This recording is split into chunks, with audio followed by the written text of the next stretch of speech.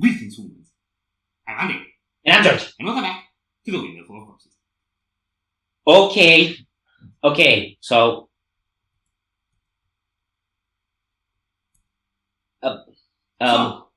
yeah. They're featuring Phil. The Bozeman. I'm sorry, I had to. It's like... You didn't! Yes, I did! Didn't. Okay. If his name is a reference to anything, it's to the audio producer of like speaker and stuff, Bozeman.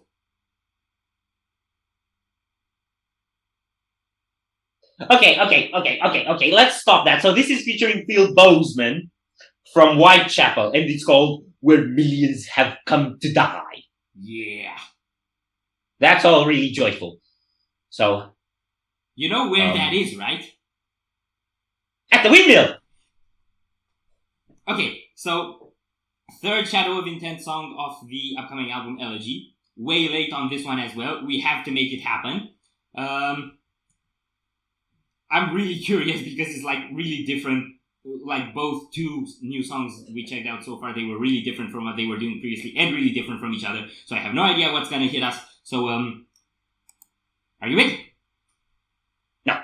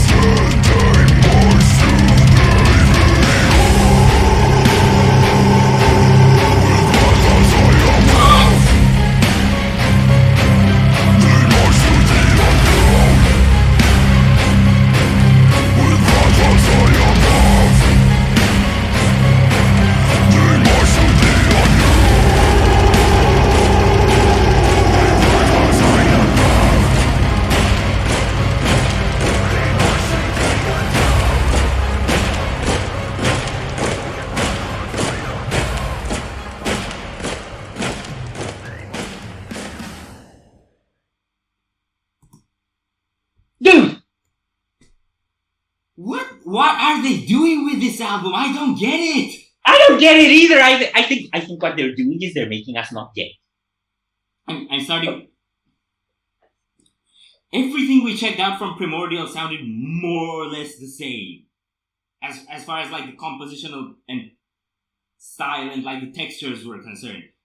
Kinda same for Reclaimer, and kinda same for Melancholy, I'd say, with a few exceptions for like the acoustics in Tonic Odyssey and the instrumental track. But with this one, it's like every song is something else, man. Yeah, it's okay. So this song is where millions have come to die, and this reaction video is where 2 dullards have come to die.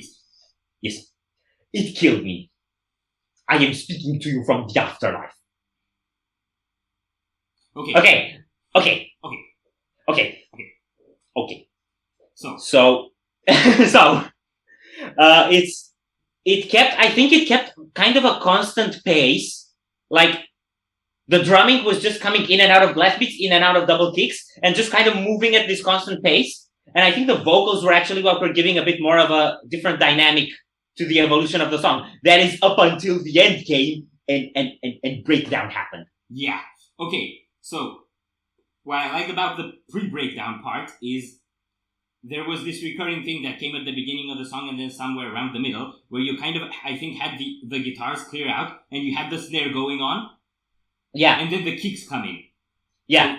So that was like a galloping thing that was first with guitars and then just galloping onwards on the drums. That was really cool. And it's got the kind of seamless flow that I really like to hear in some songs where an element cuts out, another one starts, and the energy keeps going on the same pace. And I feel like they've actually been doing that with everything in this song. Switches from tupa to blast beats, different types of blasting actually, kicks coming in and out. When the guitar solo started, it flew into the same pace, and even when the breakdown hit, you still had this kind of flow going into it with the orchestrals, and like they kind of announced it, but I didn't really see it when it was gonna come. And I didn't see it at all. Yeah, I don't know. When the build up started, I did kind of think breakdown, but I couldn't anticipate when and how it was gonna hit. And what I feel that they're doing here is they're really matching like the brutality of the metal layer of the riffs and of the drums with an equal volume of orchestra, so it's the most kind of balanced out sound that I've heard from them. Yeah. And probably the most elegant and mature and like contained and directed in some way. So that's really, really cool. And it actually makes, you know how we say that the breakdown from Akasha by Mobius and maybe from The Architect by Haken are the most elegant breakdowns? I would also add A Dream in Static by Your Side in there, but yes. Okay, so this is the most elegant deathcore breakdown. Yeah, something like that. I would agree with that. Also, what I really liked is it was fading out. And you know I'm always like, oh, that's anticlimactic. But it didn't just fade out. You had this sound peering in, which I don't know if you noticed it at the end, but to me it sounded kind of like an army marching. That is where millions have come to die. Exactly. I think this might be some war theme thingy. Yeah, that was really cool. My only gripes with this are I didn't really figure out where Phil was doing his thing. Yeah. And the solo is still very much what we know. But actually, given how much they innovated just with the structures and feeling of the songs, I think that's little to complain about. And so honestly, they are what we know, but given how epic solos are in Shadow of Intent, I don't think it's something to really complain about. Also, there were millions dying on the screen. Yeah, I think they were following Gandalf after the Balrog. I think they were going to the win. Okay. We done here? Yes. If you enjoyed this reaction, we greatly appreciate the likes and shares, and if you want us more, don't forget to subscribe with bells. Thank you very much for stopping by. We hope you enjoyed your stay, and we'd love to see you back at the Windmill very soon. Corpses.